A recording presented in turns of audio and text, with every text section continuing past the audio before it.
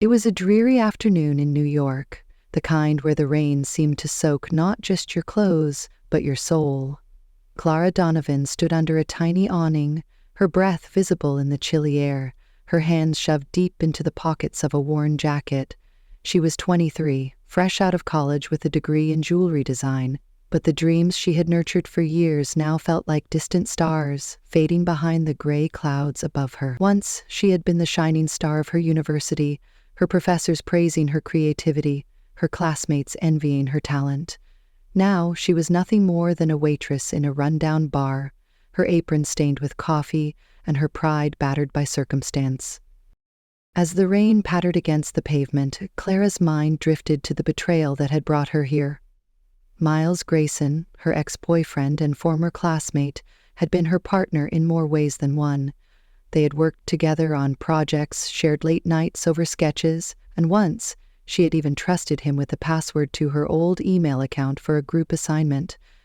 That trust had been her undoing. Miles had taken her most precious creation, a jewelry design called Stardust, a piece she had poured her heart into, and claimed it as his own. Worse, he had hacked into her email, deleted her original drafts, and spread lies that she was the one who had plagiarized him. The accusation stuck, her reputation crumbled, and the doors of every design firm in New York slammed shut in her face. Clara shivered, not just from the cold but from the ache of those memories. Her stomach growled, a sharp reminder that she hadn't eaten since yesterday. She reached into her pocket and pulled out her last $10, crumpled and damp from the rain. Across the street, a food cart stood under a flickering street lamp, its owner calling out to passers-by. With a sigh, she crossed the road, the rain soaking her sneakers, and handed over the bill. Sandwich, please," she said softly, her voice barely audible over the drizzle. The vendor nodded, handing her a warm foil-wrapped bundle that smelled of bread and hope. She stepped back under the awning, unwrapping the sandwich with trembling fingers. Before she could take a bite, she noticed an old man sitting on the curb nearby. His name was Walter, a homeless figure she had seen around the neighborhood, his gray hair matted from the rain, his eyes hollow with hunger. He didn't ask for anything, didn't even look at her, but something in his silence tugged at her heart. Clara hesitated, then tore the sandwich in half. She walked over and crouched beside him, holding out the piece. "Here," she said, her voice gentle. "I can't let you go hungry." Walter's eyes widened, surprise flickering across his weathered face. He took the sandwich with shaky hands, his voice rough as he spoke. "You don't have to do this, kid. You look like you're barely getting by yourself." Clara smiled faintly, shaking her head. "Maybe, but we're in this together now." He studied her for a moment, then bit into the bread, a small spark of warmth returning to his gaze. "You're a good one," he said between bites. "Mark my words, this kindness of yours, it's gonna change everything." Clara stood up, brushing the rain from her face, and turned back toward the awning. She took a bite of her half, the taste simple but comforting, though her mind was still heavy with doubt. She didn't know if Walter was right, didn't know if anything could change the mess her life had become. What she didn't see was the figure across the street, a man in a dark coat who had paused under the street lamp, watching her quietly. He had seen the whole exchange, the way she gave without expecting anything in return, and something about it stirred his heart. As Clara walked away, her shoulders slumped, but her spirit unbroken. He made a silent promise to himself. He would find her again. For now, she disappeared into the rain, unaware that this single act of compassion had set something extraordinary in motion. The rain had stopped by the time night fell over New York, but the air still carried a damp chill that clung to Clara Donovan's skin as she wiped down tables in the dimly lit bar where she worked. The place was a far cry from the elegant design studios she had once dreamed of, its faded wallpaper peeling at the edges, the air thick with the scent of stale beer and cigarette smoke. She moved mechanically, her apron tied tight around her waist, her thoughts drifting to the sandwich she had shared with Walter earlier that day. It had been a small moment, a fleeting warmth in an otherwise cold world, but it lingered in her mind like a quiet promise she couldn't quite believe in. The door creaked open, and Clara's heart sank as a familiar figure stepped inside.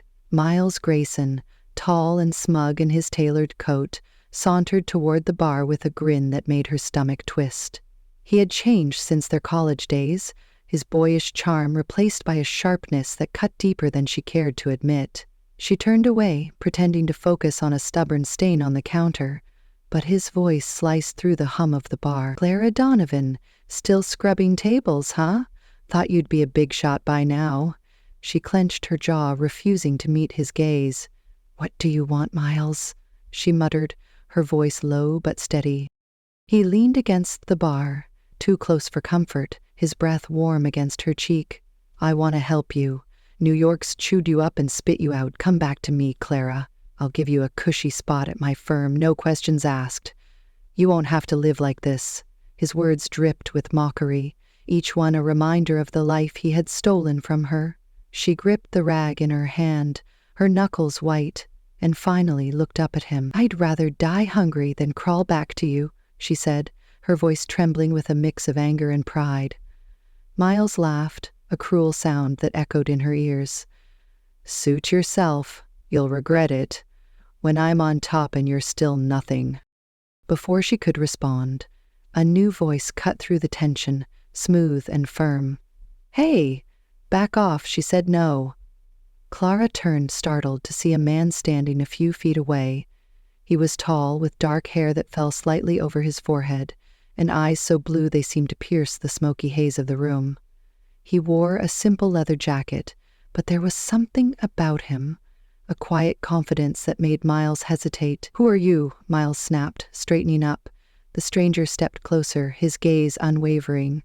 "Someone who doesn't like seeing a coward pick on someone better than him. Leave her alone." Miles sized him up, then scoffed, brushing past him toward the door. "Whatever, she's not worth the trouble." The door slammed shut behind him, and the bar fell quiet again. Clara exhaled, her shoulders slumping as the adrenaline faded. She glanced at the stranger, unsure whether to thank him or slip away. He moved to the bar and slid onto a stool, gesturing to the empty seat beside him. "Mind if I sit? I could use a drink, and you look like you could too." His voice was gentler now, almost coaxing, and despite herself, Clara nodded. She poured 2 glasses of cheap red wine, her hands still shaky, and sat across from him. "I'm Jasper," he said, offering a small smile. "Jasper Flynn, I'm a designer, just passing through town." Clara took a sip, the warmth of the wine loosening the knot in her chest. "Clara Donovan," she replied, "and thanks for that. He's a piece of my past I can't seem to shake." Jasper tilted his head, studying her. "Bad breakup?" She laughed, a bitter sound. "Worse. He stole my work, my design, Stardust, then made everyone believe I was the thief." Jasper's eyes softened, but there was a flicker of something else, curiosity maybe, or recognition. "That's rough," he said, "but I can tell you're not the type to give up. What was it like, that design?" Clara hesitated, then let the words spill out. She told him about Stardust, how she had spent months sketching it, dreaming of the way it would catch the light. A necklace that felt like a piece of the night sky. Her voice grew softer, her eyes brighter, and for the first time in months, she felt seen. Jasper listened, his drink forgotten, captivated by the passion in her words. He didn't tell her he was more than a freelance designer, that he was Jasper Flynn, creative director of Pacific Gems, one of the biggest jewelry firms on the West Coast. He didn't tell her he had been across the street that afternoon, watching her split her sandwich with Walter, her kindness striking him like a chord he couldn't unhear. Instead, he leaned forward, his voice low. "You've got fire, Clara. I believe you're meant for more than this place. Don't let him take that from you." She looked at him, her heart skipping a beat at the sincerity in his eyes. "You don't even know me," she said, almost a whisper. Jasper smiled, a slow, warm curve of his lips. "Maybe not yet, but I'd like to." They sat there, the noise of the bar fading into the background, the space between them shrinking with every shared glance. Clara felt a spark, fragile but real, like the first hint of dawn after a long night. She didn't know it then, but Jasper had already decided she was someone worth fighting for. As she locked up the bar later, the streets quiet and slick with rain, Jasper lingered outside, watching her from a distance. He pulled his coat tighter, his mind racing with thoughts of her voice, her strength, the way she had stood up to Miles despite everything. "Clara Donovan," he murmured to himself, his breath misting in the cold air. "I saw you today, giving half your world away without a second thought. I don't know what it is about you, but I can't walk away from this." He turned and disappeared into the night, leaving Clara to her thoughts, unaware that their paths were now entwined, pulling her toward a future she couldn't yet imagine. Clara walked home alone, the wine still warm in her veins, Jasper's words echoing in her ears. She didn't know why he cared, why he had stepped in, but for the first time in months, she felt a flicker of hope. Maybe Walter was right. Maybe kindness could change things. She glanced up at the cloudy sky, the stars hidden but somehow closer than before, and whispered to herself, "Jasper Flynn, who are you really?" The night offered no answers, but deep down, she knew this was only the beginning. A few days had passed since Clara Donovan's encounter with Jasper Flynn at the bar, and though his words still lingered in her mind like a soft melody, life in New York pressed on with its relentless grind. She walked home from her shift under a sky bruised with dusk, the city lights flickering to life around her. The memory of Jasper's blue eyes and quiet confidence had planted a seed of hope in her chest, but it was a fragile thing, easily overshadowed by the weight of her reality. Her sneakers scuffed the cracked pavement, her thoughts drifting between the past she couldn't reclaim and the future she couldn't yet see. The streets grew quieter as she turned into a narrow alley, a shortcut she had taken 100 times before. Tonight, though, something felt off. The air was too still, the shadows too deep. Before she could quicken her pace, 3 figures stepped out from the darkness, their faces obscured by hoods. Clara froze, her heart pounding as one of them spoke, his voice rough and mocking. "Clara Donovan, right? Someone paid good money to teach you a lesson." She recognized the glint of a knife in his hand and panic surged through her. "Miles," she whispered to herself, knowing instantly who was behind this. She backed away, her voice trembling but defiant. "I don't have anything worth taking. Leave me alone." The men laughed, closing in, and Clara's mind raced for an escape. She opened her mouth to scream, but before the sound could break free, a 4th figure emerged from the alley's mouth, moving with the speed and precision of a storm. He was tall and broad-shouldered, his fists clenched as he barreled into the nearest thug, sending him sprawling to the ground. The others turned, startled, but he didn't hesitate. With a swift jab and a powerful kick, he dropped the second man, then grabbed the third by the collar and slammed him against the wall. "Get lost," he growled, his voice low and dangerous. "Now." The attackers scrambled to their feet, fleeing into the night without a backward glance. Clara stood there, breathless, her hands pressed against the cold brick behind her. The stranger turned to her, his face coming into focus under the faint glow of a street lamp. He had sharp features, a jawline carved from stone, and hazel eyes that softened as they met hers.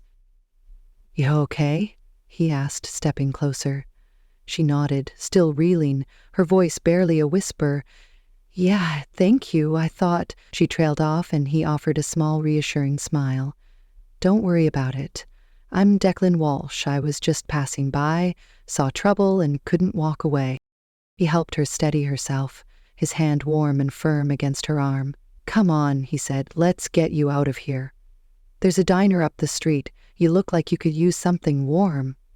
Clara didn't argue, her legs still shaky as she followed him. The diner was a small, cozy place, its neon sign buzzing faintly, the smell of coffee and grease welcoming them as they slid into a booth. Declan ordered 2 coffees and a plate of fries, then leaned back studying her. "So who'd you piss off to get jumped like that?" he asked, his tone light but his eyes serious. Clara wrapped her hands around the steaming mug, the warmth seeping into her fingers. "My ex, Miles Grayson," she said, the name bitter on her tongue. "He stole my jewelry design, Stardust, and now he's trying to bury me so I can't fight back." Declan's brow furrowed, a spark of anger flashing in his gaze. That's low, real low. What's this stardust thing? She hesitated, then let the story pour out, the same way she had with Jasper, her voice growing stronger as she described the necklace, its delicate curves and shimmering stones. It was mine, she finished, her eyes distant. And he took it like it was nothing. Declan listened, his fries untouched, his attention fixed on her. You've got fire in you, Clara, he said when she was done. I've never met anyone who could talk about something they lost with that kind of fight still in their voice. She looked up, surprised, and he grinned, a boyish charm breaking through his tough exterior. I'm a fighter, MMA mostly, out of Chicago. Used to get into trouble all the time growing up, till the ring gave me a way to channel it. I know what it's like to have something taken from you. Makes you want to hit back harder. Clara smiled faintly, the first real smile she'd felt in days. I'm not much of a fighter, she admitted. Not like that. Declan shook his head. You're wrong. You're still standing, aren't you? That's fighting. His words hit her like a quiet punch, stirring something deep inside. He leaned forward, his voice earnest. Listen, I know people at Brooks Jewelry Empire, my family's company. I can get you in the door, give you a shot to take back what's yours, and if that Miles guy tries anything again, I'll be there. No one's touching you while I'm around. Her heart skipped, caught between gratitude and the unexpected pull she felt toward him. Why would you do that for me? She asked, searching his face. Declan shrugged, but his eyes held hers. Because I don't like bullies, and because there's something about you, Clara. I can't explain it, but I'm not walking away from this. They sat in silence for a moment, the diner's hum fading as their gazes locked, a current of something unspoken passing between them. Later, as they stepped outside, the night air crisp and clear, Declan walked her to her apartment building. He stopped at the door, hands in his pockets, his breath visible in the cold. You're safe now, he said. Get some rest. I'll check in tomorrow, Clara nodded, her voice soft. Thank you, Declan, really. He gave her a nod, then turned to go, but not before glancing back, his hazel eyes lingering on her. She watched him disappear down the street, her pulse still racing, not just from the attack, but from the man who had stepped into her life like a shield. Inside her tiny apartment, Clara sank onto the couch, her mind a whirlwind. Jasper's kindness had sparked a light in her, and now Declan's strength had fanned it into a flame. She thought of his promise, the way he had looked at her like she was worth protecting, and a warmth spread through her chest. Declan Walsh, she murmured, her voice barely audible in the stillness. You don't even know me, but you're ready to fight for me. What am I supposed to do with that? She closed her eyes, the events of the night replaying in her mind, and for the first time she felt a flicker of belief that she could fight back too. Meanwhile, Declan stood outside her building, leaning against a lamppost, his gaze fixed on her window. The alley fight had been chance, but staying wasn't. He didn't know why he felt this pull, why her voice, her story, had lodged itself in his heart like a punch he couldn't dodge. Clara Donovan, he said under his breath, a determined edge to his words. I don't know what's coming, but I'm not letting anyone hurt you. Not Miles, not anyone. You've got me now, whether you like it or not. He turned and walked into the night, his resolve as solid as the fists that had saved her, ready to stand by her side through whatever lay ahead. The morning sun broke through the clouds over New York, casting a pale light across the city as Clara Donovan stepped out of her apartment. Days had passed since Declan Walsh had saved her from the alley attack, and his promise to stand by her echoed in her mind like a steady heartbeat. She hadn't seen him since, though he had texted to check in, his words simple but reassuring. Jasper Flynn, too, lingered in her thoughts, his quiet belief in her a thread of hope she clung to. Yet the weight of Miles Grayson's betrayal still pressed down on her, a shadow she couldn't outrun. Today, though, she resolved to keep moving forward, her sneakers hitting the pavement with quiet determination. She was on her way to the subway, lost in thought, when a sharp cry jolted her back to reality. Across the street, An older man in a gray suit stumbled and collapsed onto the sidewalk, clutching his chest. A small crowd gathered, murmuring in confusion, but no one moved to help. Clara's instincts kicked in, and she rushed over, dropping to her knees beside him. His face was pale, sweat beading on his forehead, his breathing shallow and ragged. "Sir, can you hear me?" she asked, her voice steady despite the panic rising in her throat. He nodded weakly, his hand trembling as he pointed to his chest. "Heart hurts," he gasped. Clara fumbled for her phone, her mind racing. She didn't know much about medicine, but she knew someone who did. Grayson Pierce, an old friend from college, had just returned to New York after years training as a cardiologist in Boston. They hadn't spoken in a while, but she dialed his number without hesitation, praying he'd pick up. "Clara?" His voice came through, calm and familiar. "What's up?" She didn't waste time. "Grayson, I need you. There's a man here, I think he's having a heart attack. Corner of 5th and Lexington. Please hurry." There was a brief pause, then, "I'm on my way. Keep him talking." Minutes stretched like hours as Clara stayed by the man's side, holding his hand, her voice soft and soothing. "You're going to be okay. Help's coming." "What's your name?" He managed a faint smile. Vincent Hayes." She nodded, squeezing his hand. "Hang in there, Vincent."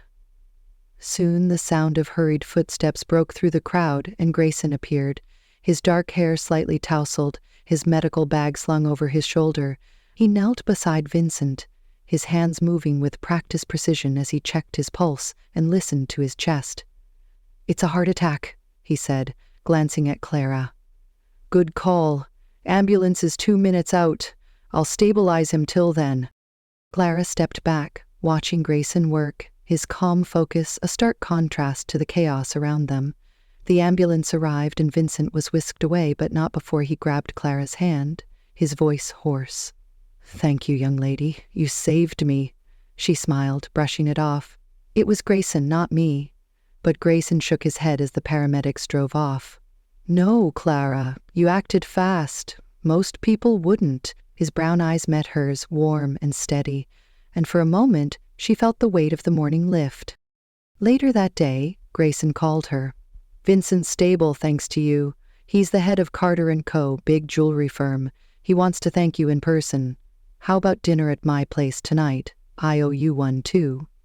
Clara hesitated, then agreed, curious about the man who had saved Vincent and the friend she hadn't seen in years.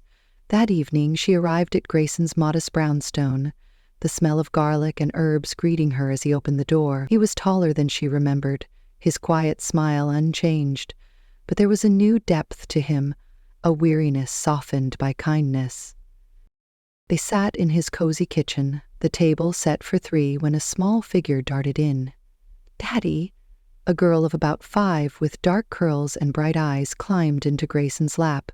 He laughed, ruffling her hair. "Clara, meet Isabel, my daughter." Clara's heart melted as Isabel turned to her, beaming. "You're pretty, and Daddy says you're really nice," Clara grinned. "Thanks, Isabel. You're pretty, too." Grayson set Isabel down, sending her to play, then leaned back, his expression softening. "Her mom left us a couple years ago, took off with someone else. It's just been me and Isabel since." Clara listened as he spoke, his voice steady but laced with an old ache. "I came back to New York to give her a fresh start. Medicine's my life, but she's my world." He paused, then looked at her. "You haven't changed, Clara. Still jumping in to help people, like back in school." She shrugged, a little flustered. "I just did what felt right." Grayson smiled, a warmth in his gaze that made her stomach flutter. "That's what I always liked about you. You've got a heart most people lose along the way."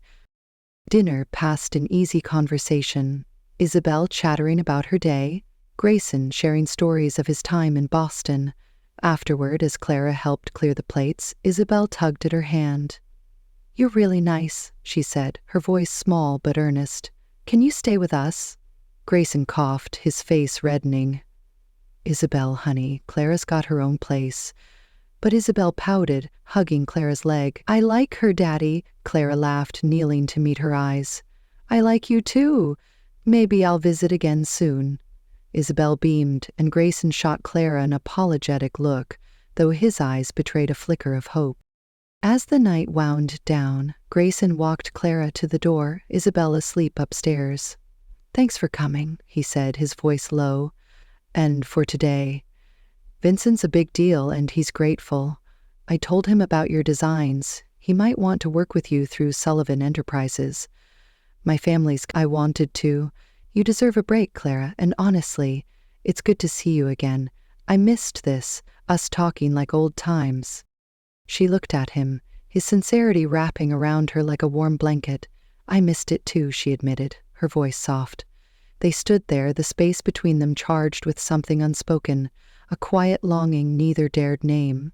"You've got a good kid," she added, breaking the moment. "She's lucky to have you." Grayson smiled, a little sad. "I try, but sometimes I wonder if she needs more, you know? Someone like you." His words hung in the air, heavy with meaning, and Clara's heart skipped. She stepped outside, the cool night air brushing her cheeks, and glanced back as Grayson closed the door. "Grayson Pierce," she whispered to herself, her breath misting in the dark. "You're saving lives, raising Isabel, and now you're pulling me back from the edge. What am I supposed to feel about that?" She walked home, the memory of his voice, his daughter's hug, stirring a warmth she hadn't known she needed. Meanwhile, Grayson stood by the window, watching her fade into the night, his hand resting on Isabel's drawing of the three of them. "Clara Donovan," he murmured, a quiet resolve in his tone. "You walked back into my life today, and I don't think I can let you go again. Not this time." The days in New York began to blur together for Clara Donovan, each one weaving a thread of hope into the tapestry of her fractured life. Grayson Pierce's quiet strength and Isabel's innocent warmth had settled into her heart like a soft glow, joining the echoes of Jasper Flynn's belief in her and Declan Walsh's fierce protection. Yet, the shadow of Miles Grayson loomed larger than ever, his theft of her Stardust design now a weapon he wielded with growing air. Word had spread through the city's jewelry circles that Miles was hosting a lavish party at Reed Corporation, his family's firm, to showcase his creation. Clara knew she couldn't let him parade her work unchallenged, not anymore. With a resolve she hadn't felt in months, she decided to face him. The night of the party arrived, crisp and electric, the Manhattan skyline glittering beyond the towering glass walls of Reed Corp's penthouse.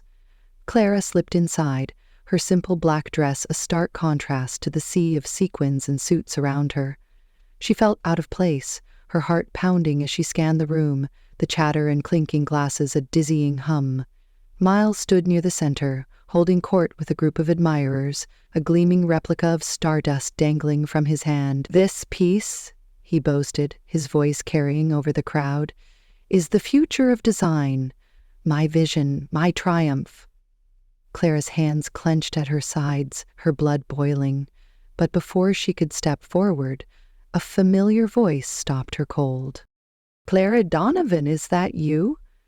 She turned, and there he was, Finn Caldwell, stepping out of the crowd with a grin that lit up the room.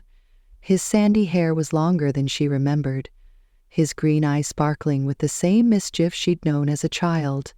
Finn had been her neighbor growing up, the boy who'd raced her down the block on their bikes, who'd sat with her under the stars dreaming of big things. "Finn?" she breathed, disbelief mingling with a rush of nostalgia. He laughed, pulling her into a quick, warm hug. "In the flesh. I heard about this party and figured I'd crash it. Didn't expect to find you here." They slipped away from the crowd, finding a quiet corner by a window overlooking the city. "What are you doing in New York?" Clara asked, still reeling. Finn leaned against the glass, his smile softening. "I run Starlight Designs out in San Francisco now. Came back east for business, but honestly, I've been thinking about you. Mom dragged me to Cali when I was a kid, remember? I fought it every step, but she won. I've missed this place, missed you." His words stirred memories. Summer spent chasing fireflies, promises whispered in the dark. "You've changed," she said, studying him. "So have you," he replied, his gaze steady. "But you're still the Clara I knew, the one who never gave up." She glanced at Miles across the room, her resolve wavering. "I'm here to confront him," she admitted. "That necklace, Stardust, it's mine. He stole it." Finn's expression darkened, a protective edge sharpening his voice. "That guy? I've heard whispers about him, slimy as they come." "You don't have to face him alone," Clara shook her head. "I need to do this, Finn. It's my fight." He nodded, respect flickering in his eyes. But then he took her hand, his touch gentle yet firm. "Then let me stand with you after. Come with me to San Francisco, Clara. We can build something new, away from all this. You and me, like we always said we would." Her breath caught, the weight of his words pulling at her heart. She remembered those childhood dreams, the way Finn had looked at her like she was his whole world. "You mean that?" she asked, her voice barely audible. He squeezed her hand, his green eyes locking with hers. "Always have. You were my best friend, Clara. Maybe more if you'd let me." The room seemed to fade, leaving just the two of them, a bridge of memory stretching between past and present. She pulled her hand back gently, overwhelmed. "Finn, I don't know what to say." Before he could respond, Miles's voice boomed again, drawing her attention. "Ladies and gentlemen, feast your eyes on genius." Clara's resolve snapped back into place and she stepped toward him, Finn at her side. "That's not yours, Miles," she called out, her voice cutting through the noise. The room hushed, heads turning as she faced him. "Stardust is mine. You stole it from me, and I can prove it." Miles laughed, a sharp, dismissive sound. "Prove it. You've got nothing, Clara. You're just jealous." She stood tall, her heart racing but her spirit unbroken. "We'll see about that," she said, her eyes flashing with defiance. The confrontation ended quickly, Miles brushing her off with a smirk, the crowd murmuring as she retreated. Finn followed her outside, the cool night air a balm against her flushed skin. "You were incredible in there," he said, his voice low. "I forgot how fierce you can be." Clara sighed, leaning against the building. "I didn't win, Finn, not yet." He stepped closer, his presence steadying her. "You will. And when you do, I'll be there. San Francisco's waiting, Clara. A fresh start. With me." She looked up at him, his face illuminated by the city lights, and felt a tug deep in her chest, a longing for the simplicity they'd once shared.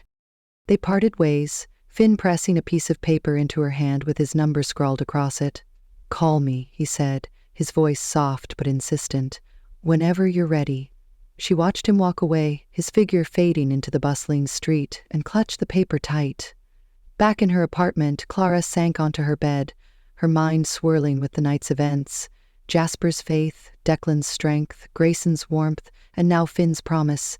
Each one a thread pulling her in different directions. "Finn Caldwell," she whispered, tracing the numbers with her finger. "You're the past I thought I'd lost, but you're here, offering me a future. Why does that scare me so much?" Miles' party replayed in her head, his arrogance fueling her determination. But it was Finn's words that lingered longest. She closed her eyes, picturing those summer nights, his laughter, the way he'd always known her better than she knew herself. Meanwhile, Finn stood on a rooftop nearby, gazing out at the city, his thoughts consumed by her. "Clara Donovan," he murmured, a wistful smile tugging at his lip. "I lost you once when Mom took me away. I've spent years chasing dreams, but they all lead back to you. This time, I'm not letting go without a fight." The night stretched on, binding their past to a possibility neither could yet define, a quiet promise hanging in the air. The confrontation with Miles Grayson at Reed Corporation's party left a restless energy in Clara Donovan's veins, a mix of frustration and fire that carried her through the following days in New York. Finn Caldwell's unexpected return had stirred her heart with memories of a simpler time, adding to the growing chorus of voices. Jasper Flynn, Declan Walsh, Grayson Pierce, each offering her a piece of something she hadn't dared to hope for, yet the weight of Stardust, her stolen design, still anchored her to a fight she couldn't walk away from. She needed to regroup, to find her footing, and there was one place she always turned to for that. Clara took the subway across town to visit her grandmother Evelyn at the cozy nursing home where she lived. Evelyn was a small woman with silver hair and a sharp wit, her room filled with framed photos and the faint scent of lavender. When Clara walked in, Evelyn's eyes lit up, a warm smile spreading across her face. "There's my girl," she said, patting the chair beside her. "You look like you're carrying the world on your shoulders. Sit, tell me everything." Clara sank into the seat, letting the familiar comfort of her grandmother's presence wash over her. She recounted the party, Miles's arrogance, Finn's offer, and the tangled mess of her emotions. Evelyn listened, nodding thoughtfully, then chuckled. "Sounds like you've got quite the fan club forming. But you're not here just to vent, are you? What's next?" Clara sighed, running a hand through her hair. "I don't know, Gran. I need to take Stardust back, but it's bigger than me now." Evelyn's gaze sharpened. "Nothing's bigger than you, Clara. You've got your mother's heart and my stubbornness. Speaking of which, I've got a surprise for you. An old friend's son is in town, and I told him all about you. He's coming by today. Humor me, meet him." Clara groaned, but Evelyn's pleading look softened her resolve. "Fine, Gran, but no matchmaking, okay?" Evelyn winked, a mischievous glint in her eye. "No promises."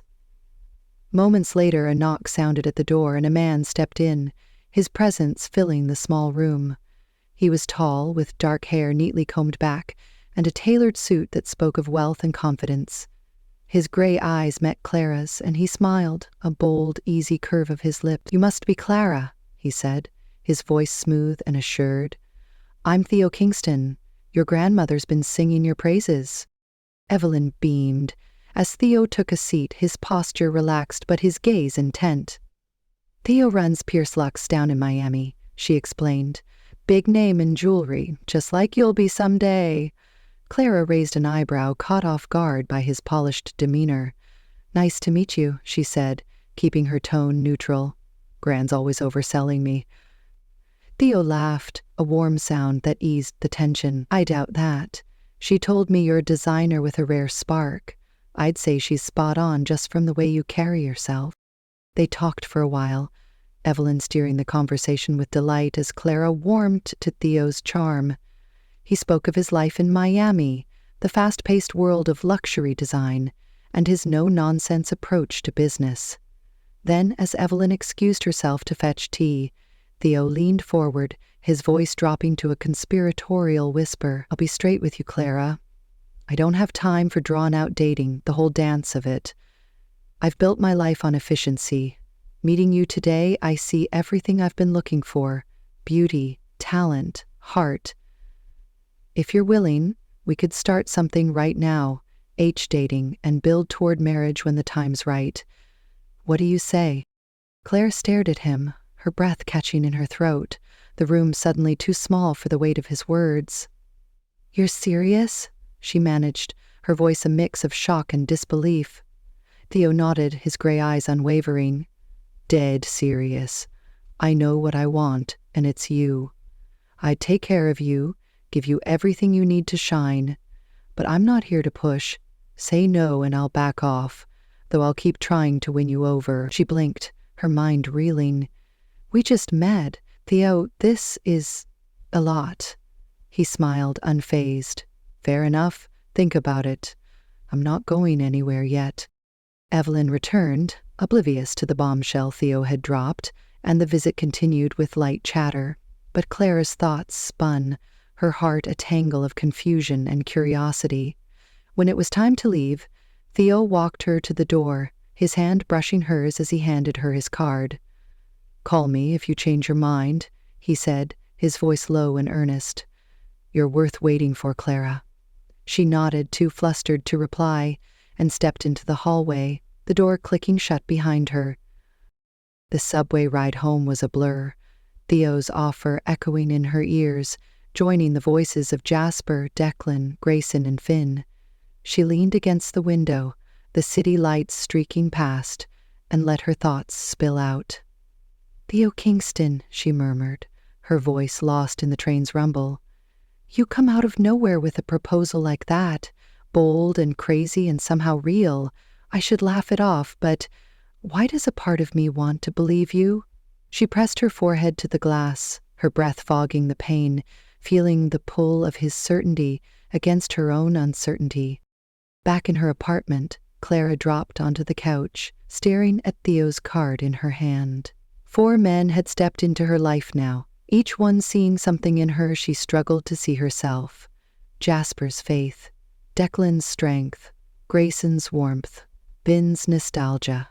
And now Theo, with his audacious promise of a future she hadn't dared to imagine. She closed her eyes, her heart pounding with a mix of fear and longing. "What am I doing?" she whispered. 5 men, 5 pieces of my soul scattered across this city. I came here to fight for Stardust, but now I'm fighting for myself, too. Meanwhile, Theo lingered outside the nursing home, his hands in his pockets, the evening breeze ruffling his hair. He hadn't planned to say it, not so soon, but the moment he saw Clara, her quiet strength and unguarded smile, something had clicked. "Clara Donovan," he said to the empty street, a determined edge to his voice. "I've spent my life chasing deals, building an empire, but you're the first thing I've wanted this badly. You don't know it yet, but I saw my future in your eyes today. I'm not giving up on that." He turned and walked away, the city swallowing him into its depths, leaving Clara's world a little bigger, a little wilder, and infinitely more complicated than it had been before. Weeks had passed since Theo Kingston's bold proposal rattled Clara Donovan's world, and New York seemed to hum with a restless energy that matched her own. The threads of her life had woven into a tapestry she could barely comprehend. Jasper Flynn's quiet faith, Declan Walsh's fierce loyalty, Grayson Pierce's gentle warmth, Finn Caldwell's nostalgic pull, and Theo's audacious promise. Each man had staked a claim on her heart in his own way, yet her fight for Stardust, the design Miles Grayson had stolen, remained the fire that drove her forward. She couldn't let it go, not after everything, and when word reached her of another gala at Reed Corporation, she knew it was her chance to strike back. The night of the event arrived, the air crisp with autumn, the skyscraper hosting the gala ablaze with light. Clara stood outside, her breath visible in the cool evening, her hands smoothing the fabric of a sleek navy dress she'd borrowed from a thrift shop. She felt the weight of the moment, her pulse racing as she clutched a small USB drive in her pocket, proof of her ownership of Stardust, painstakingly gathered with Jasper's help. She wasn't alone tonight. Declan had insisted on coming, his broad frame a steady presence beside her. "You sure about this?" he asked, his hazel eyes searching hers. She nodded, her voice firm. "I have to be." Inside, the penthouse buzzed with New York's elite, their laughter and clinking glasses a stark contrast to the storm brewing in Clara's chest. Miles stood on a raised platform, the centerpiece of the room, holding up a glittering stardust necklace as the crowd applauded. "This," he declared, his voice dripping with confidence, "is my masterpiece, the pinnacle of modern design. Reed Corporation's future starts here." Clara's blood boiled, her hands trembling with rage, but before she could move, a familiar figure stepped through the crowd. Jasper Flynn, his blue eyes sharp and determined, joined her and Declan. "I've got your back," he whispered. "Let's do this." Clara took a deep breath and stepped forward, her voice cutting through the din. "That's a lie, Miles. Stardust isn't yours, it's mine." The room fell silent, every eye turning to her as she held up the USB drive. "I designed it, every curve, every stone. You stole it from my email, deleted my drafts, and framed me. I've got the proof right here." Miles's face twisted, a sneer replacing his smug grin. "You're delusional, Clara. No one's buying this sob story." He lunged for the drive, but Declan intercepted, his hand clamping around Miles's wrist. "Not a chance," Declan growled, shoving him back. The crowd murmured, uncertainty rippling through them, and Jasper stepped up, plugging the drive into a nearby screen. Images flashed to life, Clara's original sketches, dated emails, timestamps predating Miles's claims. "Pacific Gems has verified these," Jasper said, his voice steady. I'm Jasper Flynn, creative director there. Clara's the real designer. Miles is a fraud." Gasps echoed around the room, heads turning as the truth sank in. Miles stammered, his composure cracking. "This is nonsense. She's lying. He grabbed the necklace from its stand and hurled it to the floor, the delicate piece shattering in a desperate bid to destroy evidence. Before the chaos could settle, Finn Caldwell pushed through the crowd, his green eyes blazing. "Nice try, Miles," he said, his tone sharp. Starlight Designs was set to partner with Reed Corp, but not anymore. "We're with Clara now. She's the talent here." Miles's face paled, his allies shifting uncomfortably as the tide turned. "Then Pierce Lux stands with her too," he announced, his gray eyes locking on Miles. "We've uncovered more than theft. You hired thugs to kidnap Clara, didn't you? Tried to silence her. Plus, Reed Corp's been dodging taxes for years. The authorities are already on their way." The room erupted, voices rising in shock and accusation, but Grayson Pierce's arrival cut through the noise. He stepped to Clara's side, his brown eyes steady, Isabel's drawing of them tucked in his pocket like a talisman. "Sullivan Enterprises backs Clara," he said, "and as a doctor I can tell you Miles's stress levels are about to hit the roof. Maybe he should have thought twice before crossing her." Declan cracked his knuckles, a grin tugging at his lips. "Told you I'd be here, Clara. No one's touching you tonight." Miles staggered back, his empire crumbling around him as security moved in, summoned by Theo's call. "You can't do this," he shouted, his voice shrill. "Reed Corp is untouchable." But the cuffs clicked around his wrists, officers citing theft, assault, and fraud as they led him away. The crowd dispersed, some whispering apologies to Clara, others slinking off in disgrace. Reed Corp's reputation shattered, its downfall a slow bleed that would end in bankruptcy. But for Clara, the victory was bittersweet. She stood amid the chaos, the broken pieces of stardust at her feet, her chest heaving with emotion. Jasper knelt to pick up a fragment, handing it to her. "You did it," he said, his voice soft. "You took it back." Declan clapped her shoulder, his grin wide. "Knew you had it in you, fighter's heart." Grayson took her hand, his touch grounding her. "You're unstoppable, Clara. We all saw it." Finn stepped closer, his gaze tender. "You've always been this strong. I'm proud of you." Theo lingered at her side, his smile quiet but certain. "You're a force, Clara Donovan. I meant what I said. I'm here for you." She looked at them, these 5 men who had walked into her life, each one a pillar in the storm she'd weathered. Tears welled in her eyes, not from sadness, but from a release she hadn't known she needed. "I came here to reclaim Stardust," she said, her voice breaking, "to prove it was mine, to prove I wasn't nothing. But you, all of you, you've given me more than that. You've given me a family I didn't expect, a strength I didn't know I had." She wiped her eyes, her heart swelling as she met their gazes, each one reflecting a piece of her soul back to her. Jasper's blue eyes held a quiet promise, a future of creation and trust. "You're not alone anymore, Clara," he said, his voice a whisper only she could hear. Declan's hazel gaze burned with pride, his presence a shield she could lean on. "Anyone tries to hurt you again, they're answering to me," he vowed, his tone fierce but warm. Grayson squeezed her hand, his brown eyes soft with a longing he didn't voice. "You've got us and Isabel too. You're part of something now," he murmured, his touch lingering. Finn's green eyes shimmered with nostalgia and hope. "We've got a lot of catching up to do, you and me," he said, his smile bittersweet. Theo's gray eyes locked on hers, steady and bold. "I still see a life with you, Clara.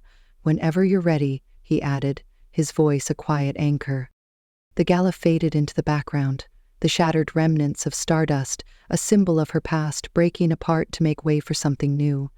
Clara stood there, surrounded by these men who had seen her at her lowest and lifted her to her highest, her heart a tangle of gratitude and possibility. She didn't know what came next, didn't know how to choose between the paths they offered, but for the first time, she felt whole. "Thank you," she said, her voice steady now, a smile breaking through her tears, "for believing in me when I couldn't, for fighting with me, I don't know where this takes us, but I'm not afraid anymore." As the night deepened, they lingered together, the city sprawling below them, a canvas of lights and shadows. Clara looked out at it, the USB drive still in her hand, the weight of her victory settling into her bones. She had reclaimed Stardust, but more than that, she had reclaimed herself. The 5 men stood with her, their presence a silent promise, each one a chapter yet unwritten in the story of her heart. The gala was over, but for Clara Donovan, it was only the beginning. A dawn breaking over a life she was finally ready to claim. The dust had settled after the gala at Reed Corporation, and New York moved on as it always did, its rhythm unbroken by the fall of one man's empire.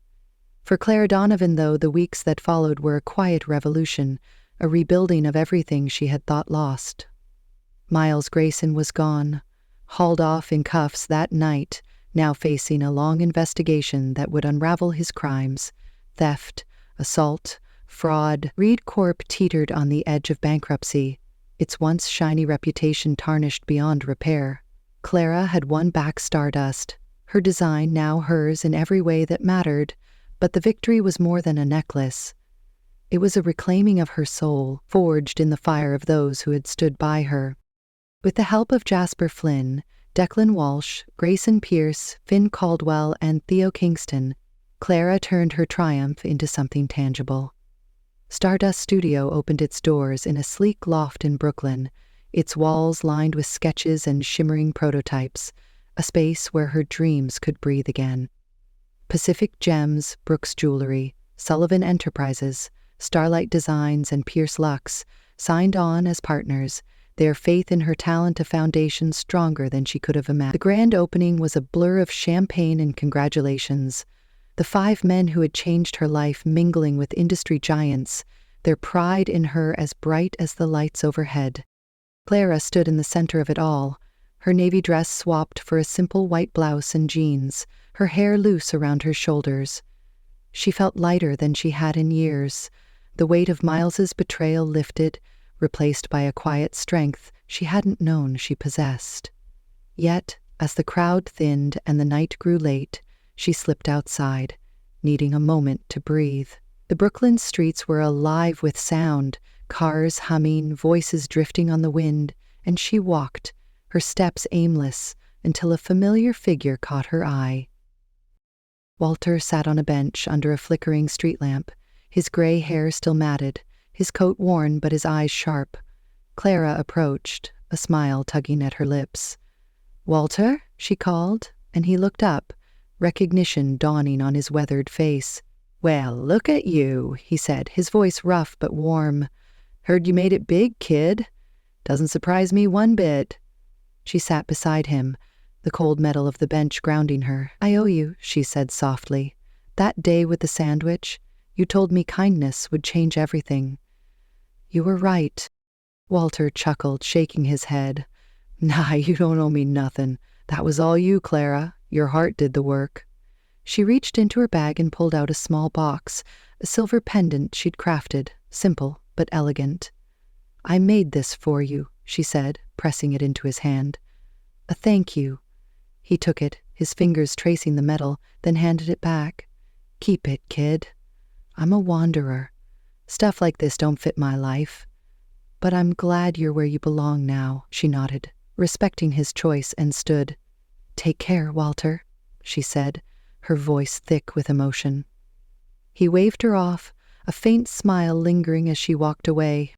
Back at the studio, the last guests had gone, leaving Clara with the 5 men who had become her world.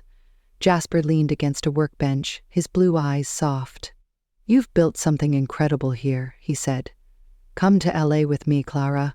We could take this even further." Declan crossed his arms, his hazel gaze steady. "Or stay here. I've got your back always. Brooks needs you." Grayson stepped forward, his brown eyes warm. "Isabel keeps asking about you. Sullivan's yours if you want it." Finn grinned, his green eyes bright. "San Francisco's still waiting, Clara. You and me, like old times." Theo stood apart, his gray eyes calm but intense. I meant what I said. A life with me, whenever you're ready. Clara looked at them, her heart swelling with a love she couldn't yet name, a mix of gratitude and wonder. They stood in a loose circle around her, each one a pillar of her journey, their voices overlapping in a symphony of possibility. She laughed, a sound of pure joy, and held up her hands. "You're all impossible," she said, her smile wide. "I came to New York to fight for Stardust, to prove I could stand on my own. I didn't expect this, you, any of you. I don't know what to choose, not yet, but having you here believing in me, it's more than I ever dreamed." They fell silent, their gazes locked on her, each man holding a piece of her heart in his own way. Jasper's quiet trust, Declan's fierce devotion, Grayson's tender care, Theo's bold vision. They wove together into something she couldn't untangle, not tonight. She stepped back, looking around the studio, her sanctuary, then at them. "Thank you," she said, her voice steady, "for seeing me when I couldn't see myself, for fighting with me. I'm not afraid anymore, and that's because of you." The night stretched on, the city humming beyond the windows, and Clara stood there, her future open wide. She thought of Walter, of the sandwich split in half, of the kindness that had sparked it all. "I don't know where this takes us," she murmured to herself, her breath misting in the cool air. Jasper, Declan, Grayson, Finn, Theo. 5 paths, 5 pieces of me. I came here to reclaim Stardust, but I found something bigger. Myself. And maybe love, too. I'm strong enough for this now, whatever it becomes. She turned back to them, their faces lit by the soft glow of the studio, and smiled. The choice could wait. For now, she was home, surrounded by the men who had helped her rise, her dreams no longer just sketches on paper, but a reality she could touch. The city whispered outside, a promise of tomorrow, and Clara Donovan knew deep in her bones that she was ready for it, all of it, with a heart full of possibility.